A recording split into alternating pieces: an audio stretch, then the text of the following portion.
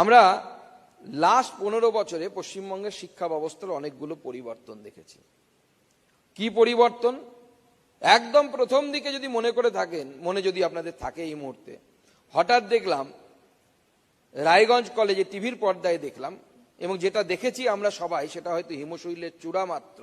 রায়গঞ্জ কলেজের ভারপ্রাপ্ত অধ্যক্ষ যিনি তৎকালীন ছিলেন, দিলীপ দে সরকার, তার কলার ধরে ছাত্ররা তাকে টানতে টানতে বের করে আনছে।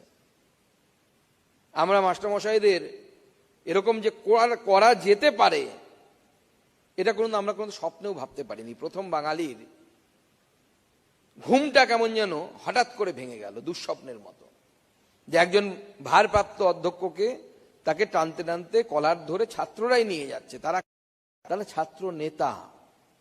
একের পর এক শিক্ষকদেরকে সেই পরিবেশে নিয়ে যাওয়া, যেই পরিবেশে আমরা দেখেছিলাম সিনেমাতে।